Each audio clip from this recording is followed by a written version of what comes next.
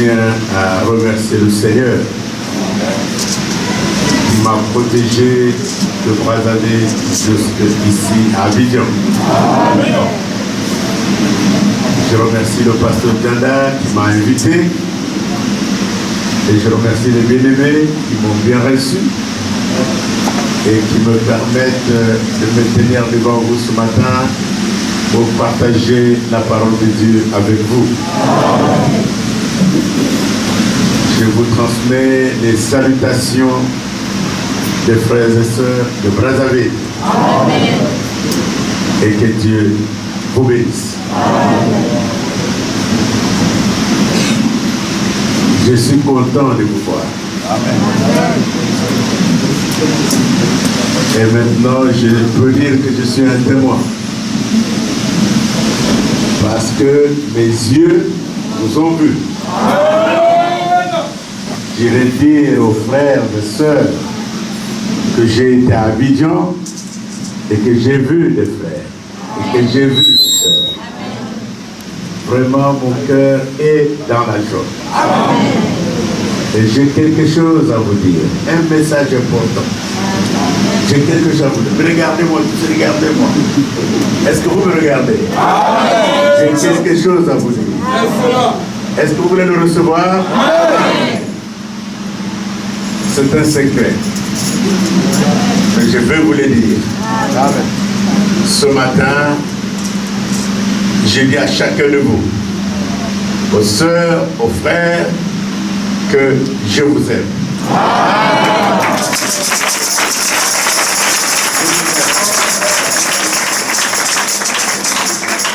Mais vous ne m'avez pas bien répondu.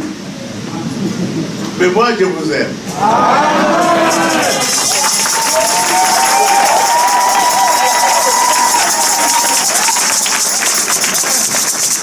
Vous n'avez pas donné la réponse que j'attends. Voilà.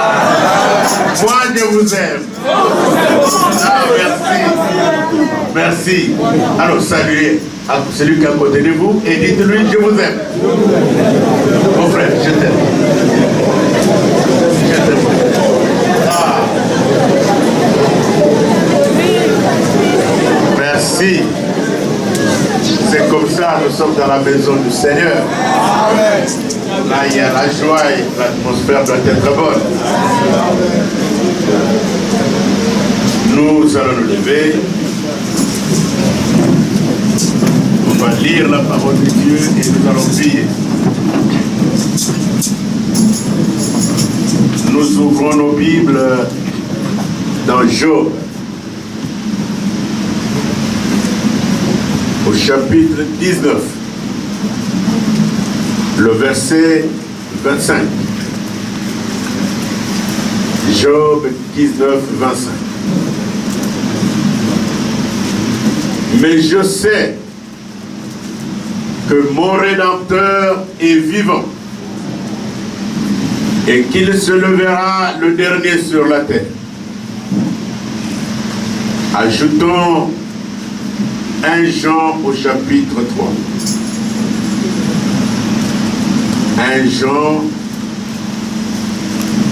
au chapitre 5. 1 Jean 5.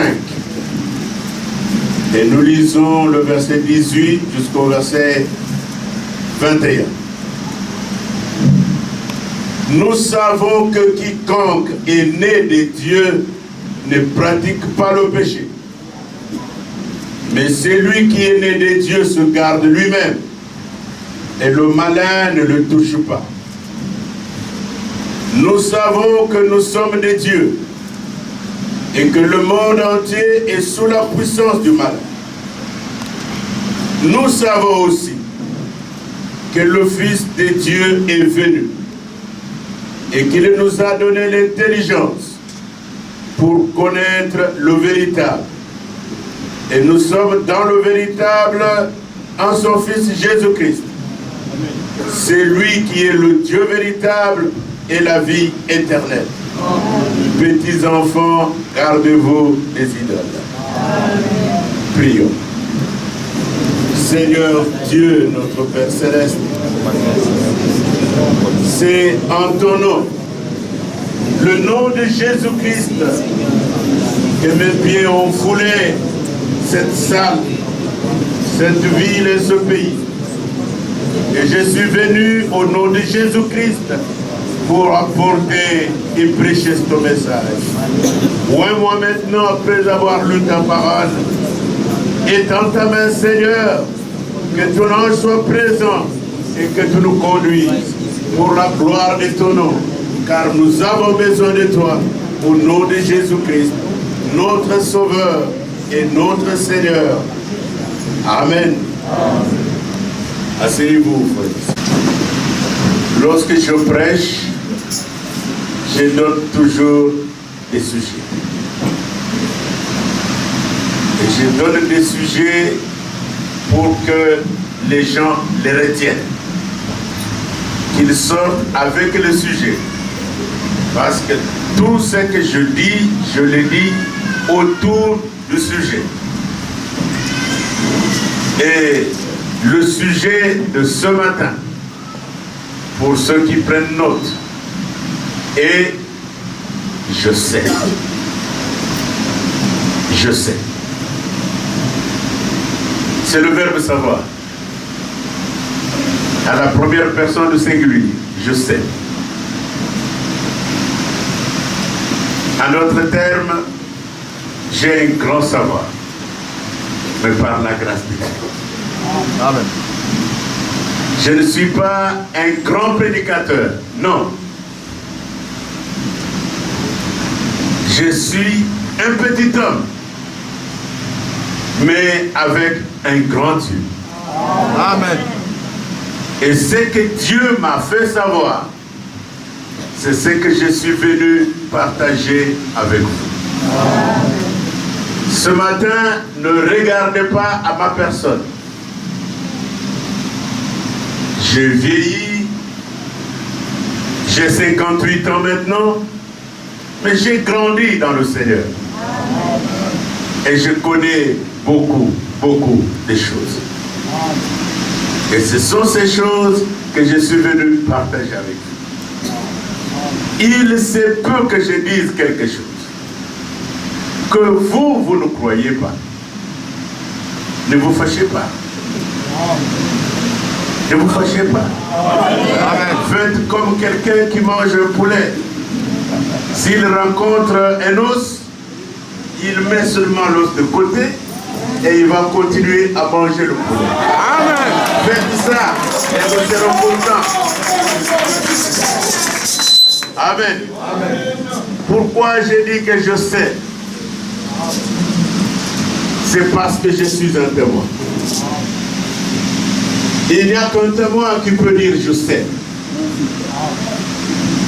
Un témoin oculaire, parce que j'ai vu. Et un témoin auriculaire, parce que j'ai entendu. Je sais. Et mon savoir ne vient pas de l'université. Mon savoir ne vient pas d'une faculté d'informatique ou de technologie, je ne sais quoi. Mon savoir vient de la révélation. Amen.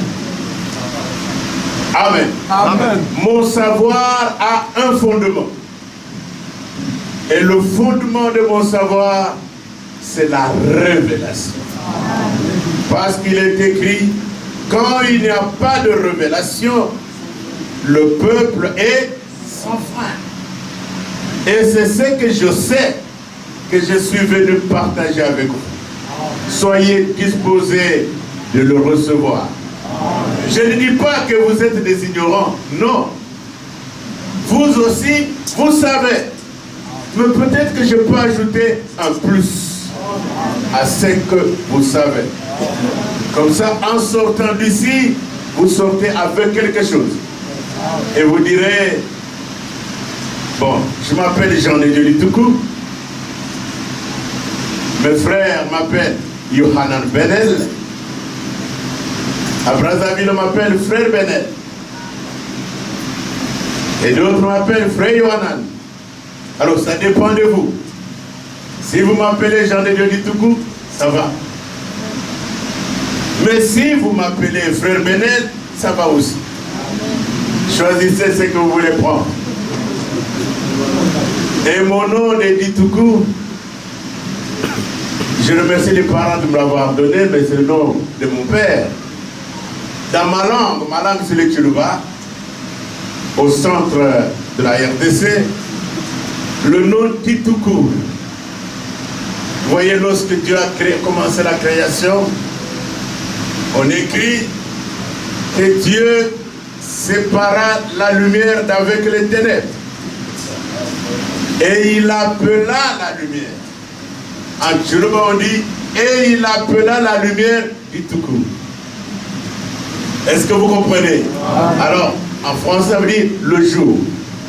Je suis un fils de la lumière, j'aime la lumière. Amen. Et je voudrais que la lumière puisse chasser les ténèbres.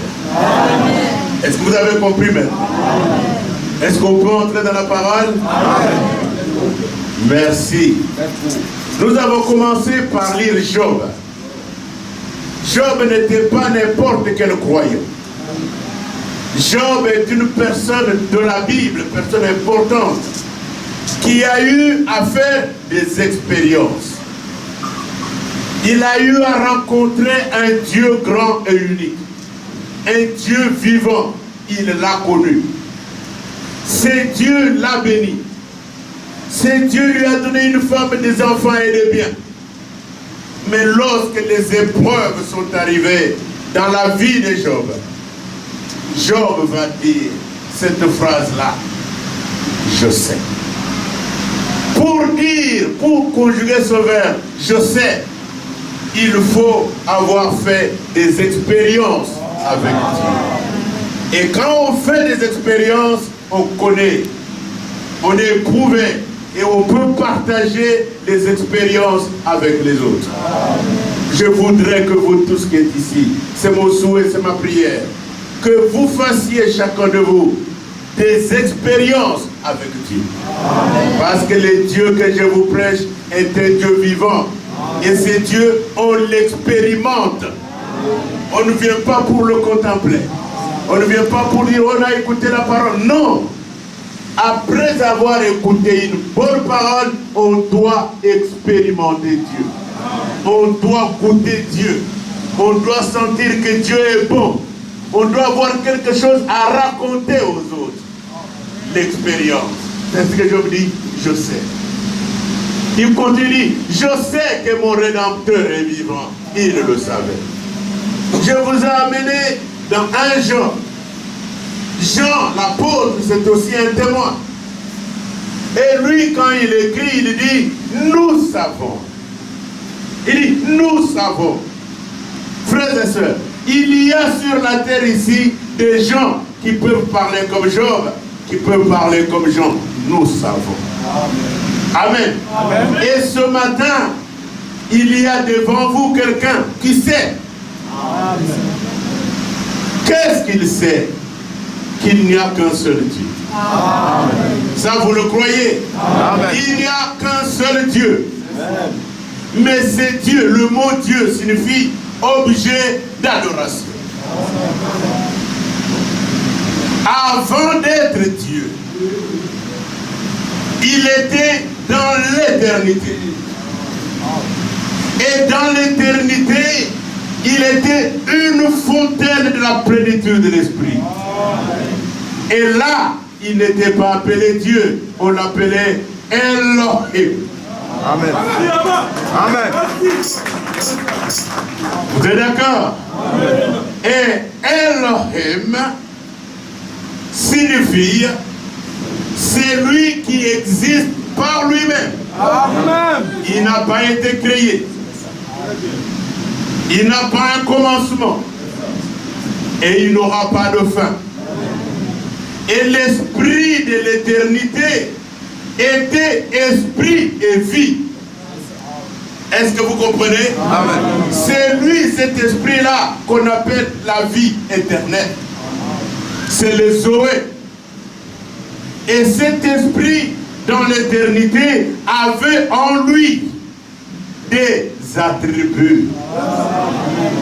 Est-ce que vous comprenez? Il y avait en lui l'attribut d'être Dieu. Dieu, c'est un attribut. Mais dans l'éternité, on ne pouvait pas l'appeler Dieu. Parce qu'il n'y avait personne pour l'adorer. Amen. Il avait l'attribut du créateur. Mais il n'était pas créateur. C'était un attribut en lui. Il avait l'attribut du sauveur.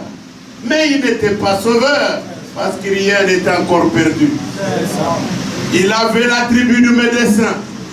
Mais il ne pouvait pas être appelé médecin parce qu'il n'y avait pas de malade à guérir. Amen. Il y avait en lui l'attribut du Père, l'attribut du Fils, l'attribut du Saint-Esprit. Tous ces attributs étaient en lui dans cette fontaine de l'Esprit que j'appelle Elohim. Et Elohim est un pluriel unicitaire. Amen. Qui vient d'un pluriel composé qu'on appelle LL. Quand on prend LL, on met ensemble, alors on a Elohim. Est-ce que vous comprenez? Amen. C'est-à-dire, il est corps, il est esprit. Pour déployer les attributs qui étaient en lui, Elohim sort de l'éternité. Amen. Amen. Mais en réalité, ce qui est sorti de l'éternité, c'est un corps.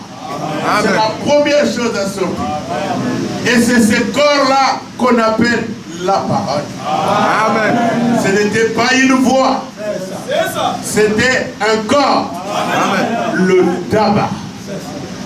Le corps de Dieu. Et ce corps qu'on appelle la parole, aujourd'hui, dans le temps où nous vivons, on appelle cela la colonne de feu. Avez-vous déjà vu la colonne de feu? Amen. Ou la photo de la colonne de feu? C'est ce corps-là qui est sorti de l'éternité, la colonne de feu. Et dans la colonne de feu, Elohim a tabernaclé. La colonne de feu était le corps d'Elohim. Et c'est dans ce corps appelé colonne de feu qu'il a commencé à créer. Alléluia. Amen. Il crée les cieux, il crée les anges, il crée la terre et une fonction s'accomplit. Elohim devient créateur. Amen. Ça, je sais et vous le savez aussi. Quand les anges dans les cieux se mettent à l'adorer, un autre attribut s'accomplit. Le créateur Elohim devient Dieu, objet d'adoration. Amen. Amen. Alors Elohim dans le corps, il crée des choses dans les cieux, il crée sur la terre, enfin il crée l'homme. Et il dit, faisons l'homme à notre image. L'homme créé par Dieu était un esprit. Est-ce que vous comprenez? Comme Dieu était un esprit. Mais l'esprit ne peut pas entrer en contact avec la matière. Voilà.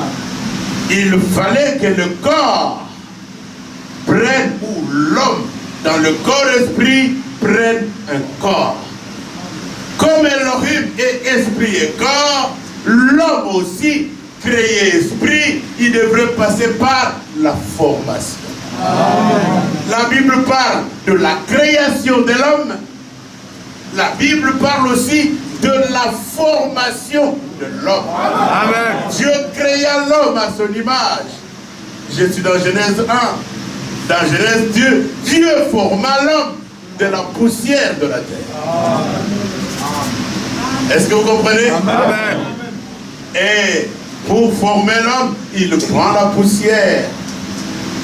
Il forme un corps et il met l'homme créé dedans. Et l'homme commence à bouger. L'homme commence à se déployer. L'homme commence à marcher, à parler. Et il était là. Il était bien. Il était beau. Il était parfait. C'était correct. Et quand Dieu regardait l'homme, Dieu était très content de voir l'homme. Mais cet homme n'avait pas de femme à côté. Mais où se trouvait la femme? Dans l'homme. Est-ce que vous comprenez? Amen. Dans l'homme. Et c'est Dieu qui va prendre la décision de faire sortir la femme. Je pense que ça, vous le savez. Amen. Vous savez cela, mes frères. Amen. Ainsi, il fait sortir la femme. Dès qu'il fait sortir la femme,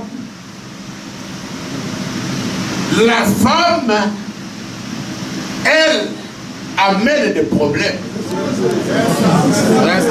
Pourquoi elle amène des problèmes? Parce que la femme n'était pas l'original.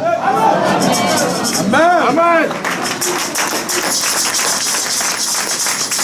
Je ne suis pas contre mes soeurs. Mais le but, déployer tous les attributs de l'éternité. C'est ainsi qu'il a fait la femme comme ça. Est-ce que vous comprenez? Il l'a faite faible pour que ses attributs soient déployés. Maintenant, retenez ce qu'il fait sur la terre avec la femme. Au ciel, il a fait aussi un autre être dans le seul but de déployer ses attributs. Et l'être là, on l'appelait Lucifer. Il était beau parmi les créatures du ciel. Lucifer, parmi les anges, les chérubins, les séraphins, il avait la puissance. Et je vous annonce, je vous dis, qu'il était presque semblable à Dieu. Il avait la puissance, il avait la force. La seule chose qui le différenciait de Dieu, c'est que Dieu lui avait caché le secret de la création. Mais toute autre chose, Lucifer pouvait le faire. Est-ce que vous comprenez ça? Mais pourquoi Dieu a donné toute cette force de puissance à Lucifer? Pour accomplir ses desseins. Pour déployer les attributs qui étaient dans l'éternité.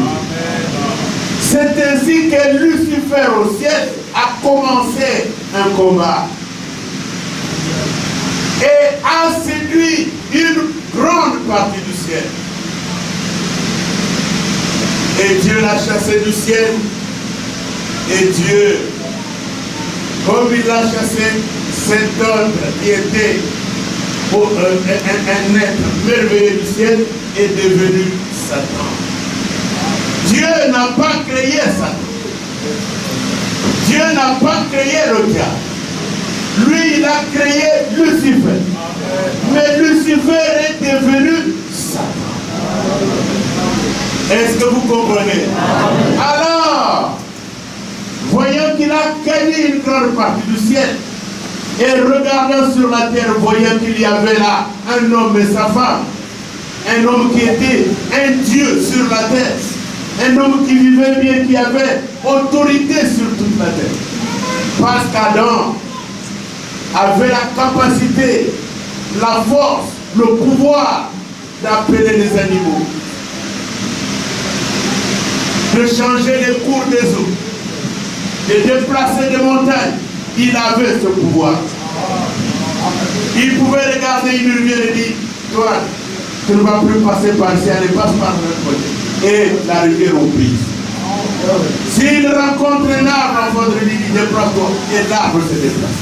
Il avait ce pouvoir. Et Satan n'était pas content de ça. Qu'est-ce qu'il a fait? Écoutez. Cet être-là, qui était aussi un esprit et qui est un esprit. Retenez trois choses. La première, Elohim est esprit. La deuxième chose, Satan est esprit. La troisième, l'homme est esprit. Vous êtes ici. Est-ce que vous êtes là? Je reprends. La première chose, Dieu est esprit. Pour créer, il a utilisé un corps. La deuxième chose, Satan est esprit. Pour agir sur la terre, il a besoin d'un corps. La troisième chose, l'homme était créé esprit et il a été placé dans le corps. Amen. Vous comprenez maintenant? Amen. Alors, Satan, Lucifer, viendra sur la terre dans le jardin d'Éden et trouvera un être, une créature du ciel, appelée le serpent. Le serpent ne rampait pas. On l'appelait Maha. Et Maha signifie une créature qui a la connaissance des principes biologiques. Et le serpent est venu utiliser Lucifer est venu utiliser le corps du serpent. Mais pourquoi est-il entré dans le serpent? Pour avoir aussi sur terre des gens qui lui appartiennent.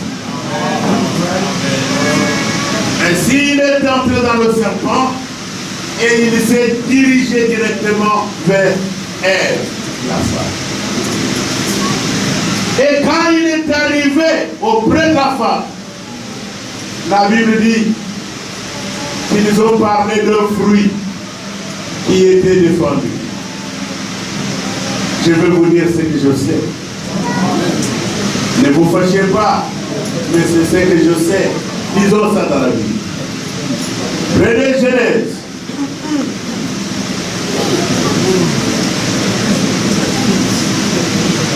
Prenez Genèse, vous allez voir ce que je sais de ce qui s'est passé. Lisons Genèse chapitre 3. Que l'Éternel Dieu avait fait. Il dit à la femme, Dieu a-t-il réellement dit, vous ne mangerez pas de tous les arbres du jardin? La femme répondit au serpent. Écoutez, bien aimé. Il y a eu dialogue, conversation, échange entre le serpent et la femme. Et vous disiez que le serpent parlait avec la femme. Mais pourquoi le serpent d'aujourd'hui ne parle plus? Est-ce qu'on lui a retiré la voix? Qu'est-ce qui se passe?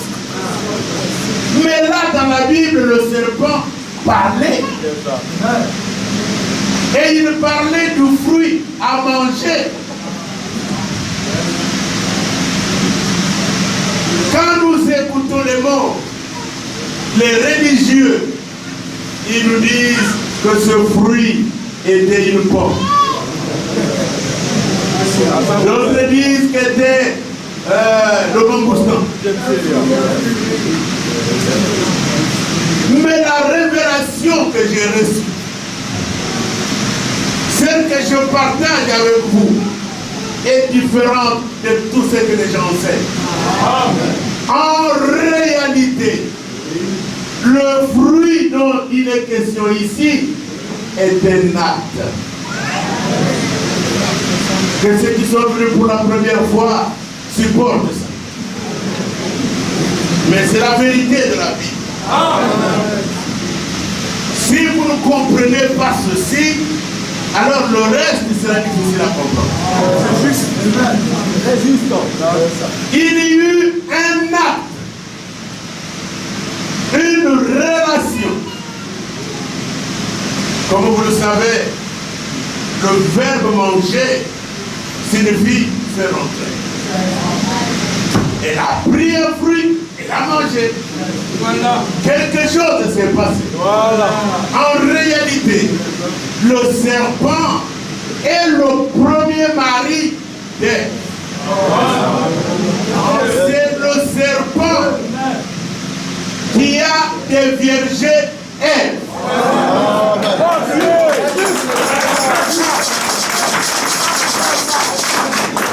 Et comme vous le savez, lorsqu'on dévierge une femme, il y a toujours le sang. Ainsi, le serpent après avoir connu cet acte, il y eut un sang, le sang du sexe. Et le sang là a souillé la terre. Le sang là a fait que Dieu ne pouvait plus rentrer en communion avec l'homme. Il y avait un sang souillé dans le jardin d'Éden. Et l'homme et la femme, après avoir, parce qu'après que le serpent ait fait cela avec la femme s'est tournée aussi vers son mari, ils ont fait le même acte.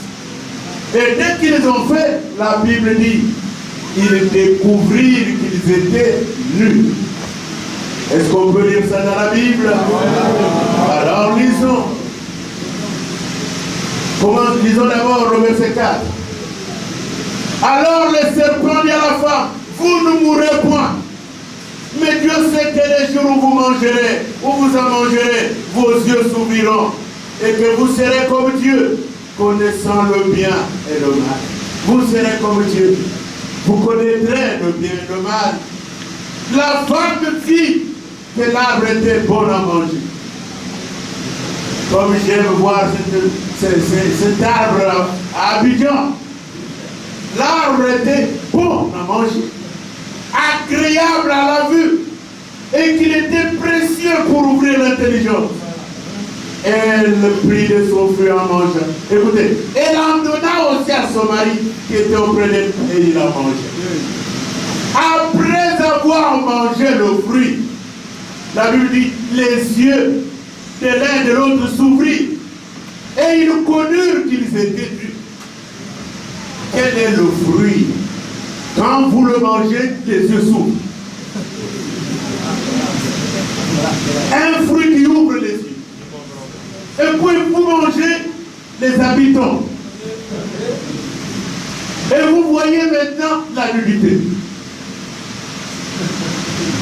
Alors ça, il faut un prophète pour le révéler. Il y a eu un acte qui a fait que lorsqu'ils ont fait ça, la suite dit, et ils ont pris de feuilles de figuier, ils ont fait ça, leur ceinture. Et ils ont fui les lieux de rencontre avec Dieu.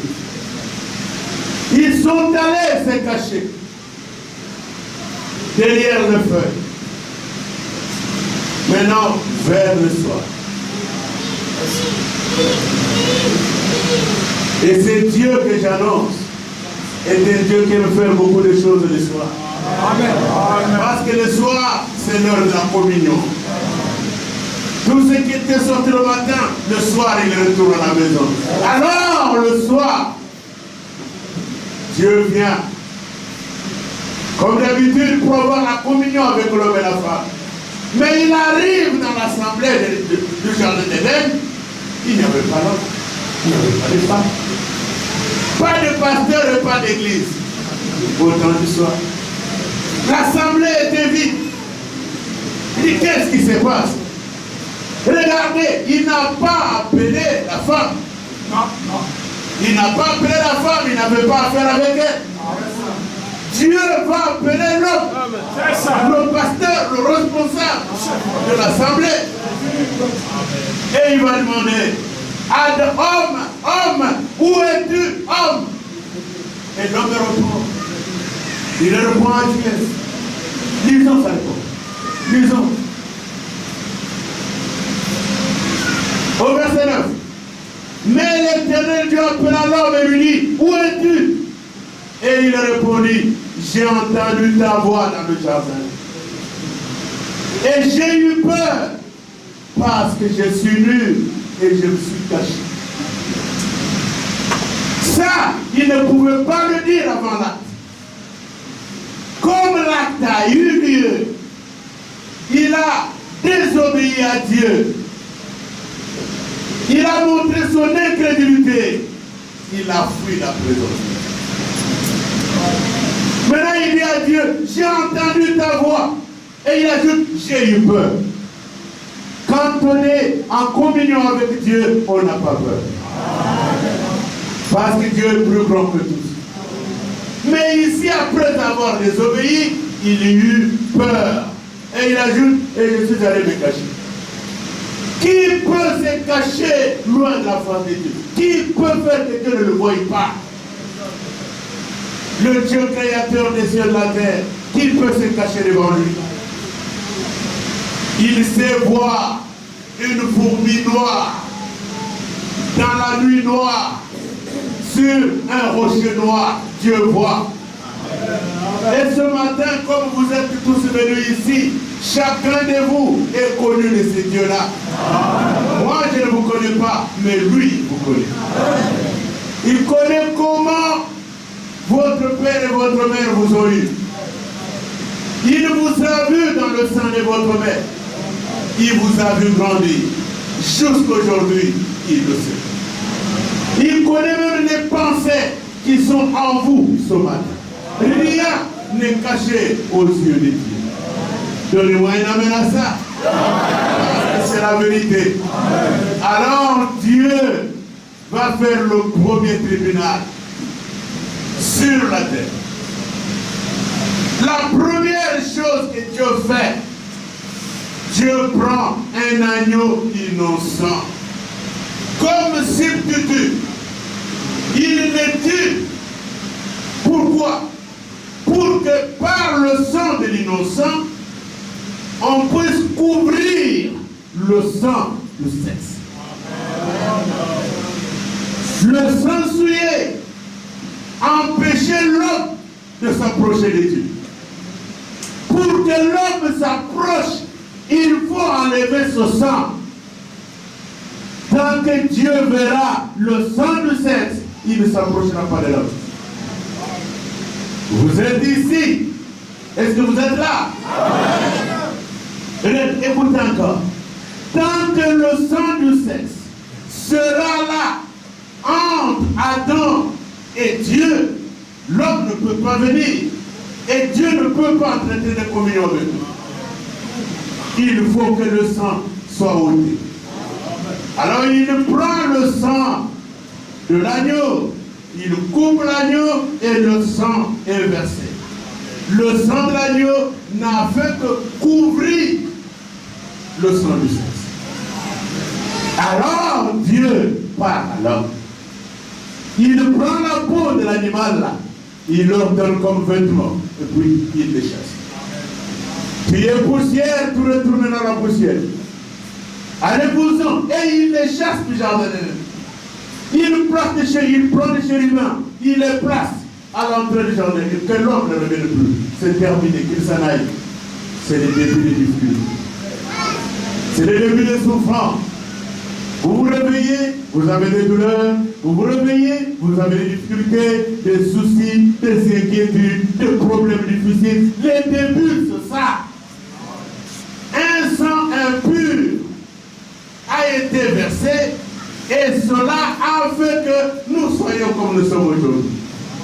Dans des difficultés, dans des souffrances, vous dormez, vous vous réveillez, douleur au dos, douleur au genou, douleur à la tête, des difficultés, le sang là, le sang de sexe.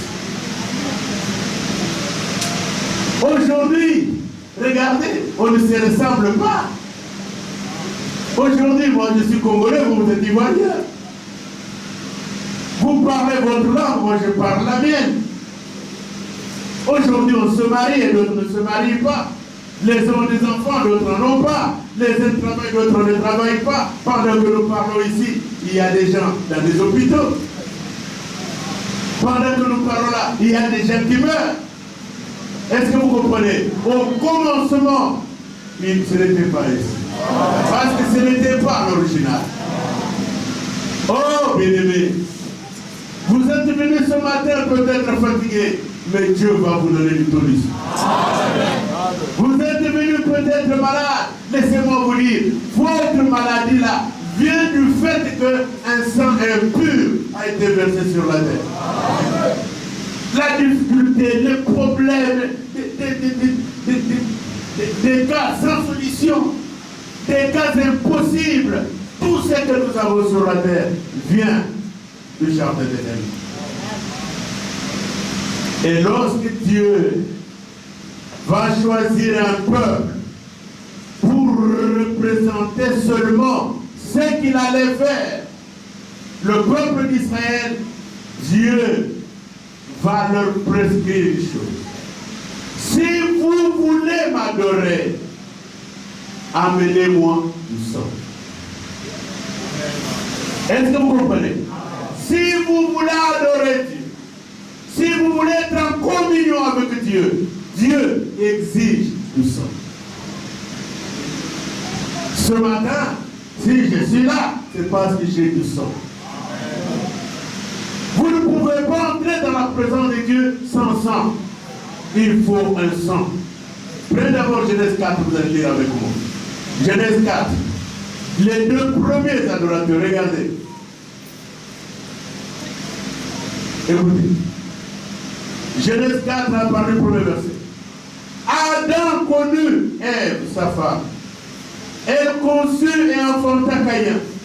Et elle dit, j'ai acquis un homme de par l'Éternel. Elle enfanta encore son frère Abel. Abel fut berger et Caïn fut laboureur. Mais écoute, au bout de quelque temps, Caïn fit arrêter une offrande de fruits de la terre. Et Abel de son côté en fit une des premiers de son troupeau et de leur graisse. L'Éternel porta un regard favorable sur Abel et sur son offrande. Mais il ne porta pas un regard favorable sur Caïn et sur son offrande. Caïn fut très vite irrité et son visage fut abattu. Les premiers adorateurs issus du sexe. Parce que Adam et Ève sont venus sur la terre sans sexe. Adam n'avait pas de nombril comme nous. Moi j'ai un nombril, chacun de vous a un nombril. Adam n'avait pas de nombril. Ève n'avait pas de nombril. Pourquoi? Parce que les nombrils, c'est la bouche que l'enfant a dans le ventre de sa mère et par lequel il mange. Quand on sait que la mère mange, vous le mangez par le nombril. Mais dès que vous sortez de votre mère, on coupe le nombril, c'est fini, il devient inutile. Mais Adam n'avait pas ça, Ève n'avait pas ça. Adam n'a jamais été bébé. Ève n'a pas marché à quatre pattes. Ils étaient là, déjà hommes, femmes avec beaucoup de cheveux de poils partout. Mais la naissance désirable, naissance indésirable, c'est venu à cause du sexe. Est-ce que vous comprenez? Alors, Adam et Ève, quand Abel et Caïn, quand ils vont sortir, l'un berger et l'autre laboureur. Le laboureur, Caïn, amène dans la présence de Dieu des fruits. Parce qu'il pensait que son père et sa mère avaient mangé le fruit. Et puis il met des fleurs devant l'autel et c'était très bien. Mais il y a une chose merveilleuse là. L'Éternel ne porta pas un regard favorable d'abord sur ce Caïn et sur son enfant. Dans la communion, la première chose, il faut que Dieu te regarde.